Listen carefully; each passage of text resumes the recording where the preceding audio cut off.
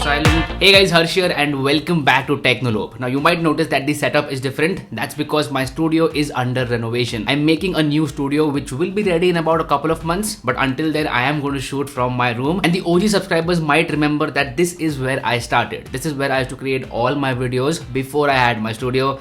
And you know, it feels really good to be back to this room. This is where it all started. But anyway, today we are here to talk about this phone, the IQOO Neo 7 Pro. So this time around, IQOO had an on-ground event. They invited me. I went over there and met a lot of creators. It was a very good event and jam-packed with tech creators. My channel grew in the pandemic period. So before the pandemic, I didn't really go to events. But now that I can go to the events, it's really good to meet fellow creators. But anyway, as I said, this is the IQOO Neo 7 Pro and I've been using it for a couple of days. So in this video, I cannot give you a full review of this phone, but I can give you my initial experience, initial impressions with this smartphone. Now, I'm not going to talk about numbers in this video. If you want to know about the specifications of IQOO Neo 7 Pro, you can literally find that anywhere on the internet. So we are not going to focus on the numbers. We are going to focus on my experience of using this smartphone for a couple of days. First and foremost, we have the unboxing experience. The box looks pretty cool, by the way, black and yellow color.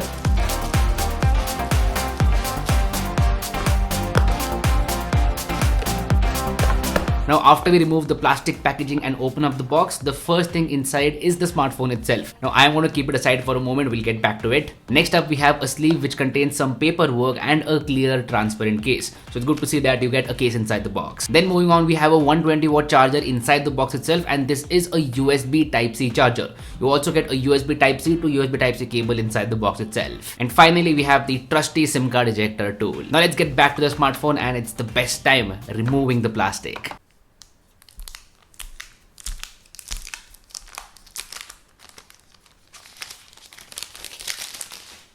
And here we go. This is the IQOO Neo 7 Pro in this dark storm color. My initial impression after holding the smartphone is that it is very lightweight and comfortable to use. Does not feel bulky at all. Now I also like this color, dark storm. It is this dark blue black color which looks really good in my opinion because it is matte. It is not glossy. I would prefer matte back panels over glossy ones any day. What do you guys prefer? Please let me know about that in the comments down below. IQOO as a brand has set a tone within its customers. That tone is we make smartphones which are incredible in terms of performance. So all these smartphones from IQOO are performance first, and that's where the focus is. I think that's a good strategy to establish the brand tone, because then people know what to expect from this brand, and that's exactly what's happening with the IQOO Neo 7 Pro. This smartphone is performance first, and that's what we're going to talk about first. During the presentation, IQOO talked a lot about the performance of this smartphone, and they are not wrong. Performance with IQOO Neo 7 Pro has been excellent. It's a very fast and snappy experience, does not feel slow at all. Scrolling, swiping, opening applications, switching between applications, everything works very smoothly. And that's because of the chipset choice. With the IQOO Neo 7 Pro, they've chosen a very strong chipset, that is the Snapdragon 8 Plus Gen 1, which is based on the 4nm TSMC process. So in my couple of days of using it, I've noticed that the performance is excellent. Now they also talk about this smartphone having two chipsets, the main one and an independent gaming chip. Now here's the thing with that independent gaming chip. They give no information whatsoever about that chipset. They just say that this smartphone has an independent gaming chip which will be used to enhance your gaming experience. Now we don't know any specifications about that chipset. We just know that it is used for enhancing the gaming performance. Now I'm not a gamer, so I cannot say whether it makes a difference or not. But it feels pretty weird that they won't give any information about this independent gaming chip. They should at least mention the number of cores, clock speed, and some other information. So I feel that the independent gaming chipset is more of a marketing thing. Now a big part of performance is also software. In the past, I've used IQOO phones and I've had one complaint every single time, that is with the bloatware. But I'm happy to report that this time around there is not a lot of bloatware on the IQOO Neo 7 Pro.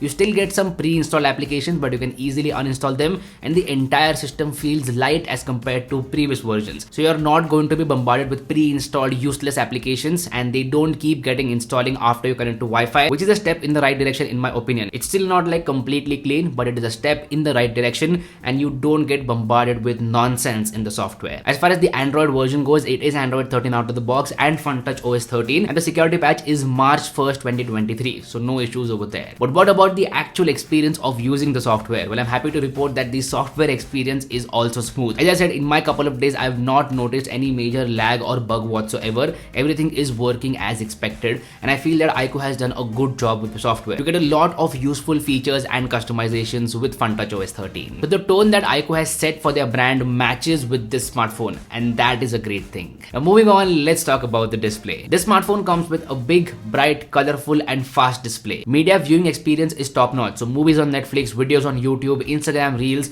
or in general scrolling through the net. Everything looks super because the display is good. And it is a bright display. You can easily use it in outdoor sunny conditions without any major issues. It's fast as well, clocked at 120Hz. So scrolling, swiping, animations, everything works buttery smooth. And I've not noticed any frame drops with the refresh rate, so that is a good thing. Everything works smoothly. I've just noticed one small issue with Instagram, wherein some of the reels have frame drops. Now I don't know whether this is an IQOO problem or an Instagram problem, but some of the reels out there have frame drops. It's not with all of them, but some of them. The display also has a fingerprint scanner underneath. The fingerprint scanner is fast, accurate and works really well. You also get the option of face unlock, which is extremely fast. I have enabled both fingerprint and face unlock, and I rarely use the fingerprint sensor because face unlock always trumps it and opens up the phone faster. Now the next thing that I want to talk about are the cameras. So on the rear side you get 3 cameras, actually 2 cameras, one main camera and ultra wide. Now here's the thing, when I started using this smartphone, I did not expect much from the camera. I thought that the camera would be okay and not that great, but surprisingly I was proved wrong. The main camera on this smartphone is actually good. The photos are detailed, they have good dynamic range, shadows and highlights are exposed in the proper way, and the HDR mode is working really well.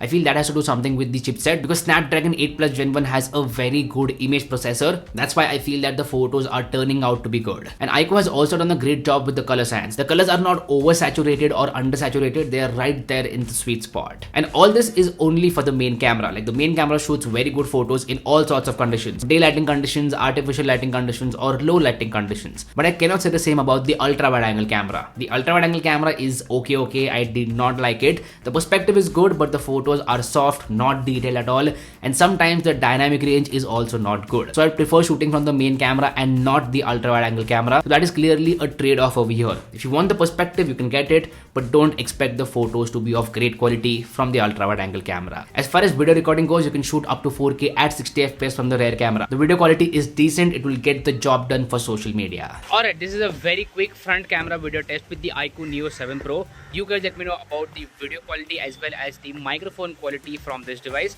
and it can shoot up to 1080p at 30 FPS. That's it, no 4K support for the front camera video. Last point in camera is them selfies. Selfies from IQOO Neo 7 Pro are also good, detailed with good skin tones and decent dynamic range. So I have no complaints with the selfie camera whatsoever. Overall, as I said, I did not go in with any expectations, but the main camera did surprise me with its quality. Apart from that, you do not get a headphone jack with this smartphone. That is kind of sad. RIP headphone jack. But the speaker quality on this smartphone is good. It's not too loud or something, but produces clear sound, and that's what matters. Clear sound. And in my couple of days of using it, the battery life has also held up. It's not a battery champ or something, but it has held up pretty well. Like I would easily use this phone throughout the day with some juice left towards the end of the day, like 20 to 25% left. Now, if I want to summarize this smartphone, I'm gonna say it is performance centric. So if you were looking to buy a smartphone with stable and solid performance around this price point, that is 35,000 rupees, then you can definitely consider the IQOO Neo 7 Pro. I've had a very good time using this smartphone. Now with that being said, there are 2 more smartphones coming, the Nothing Phone 2 and the OnePlus Nord 3.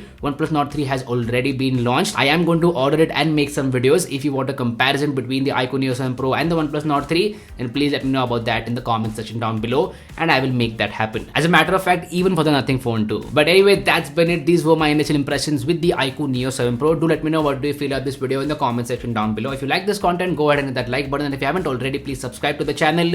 It would mean the world to me. My name is Harsh Punjabi, and I'll see you guys in the next one. Bye bye.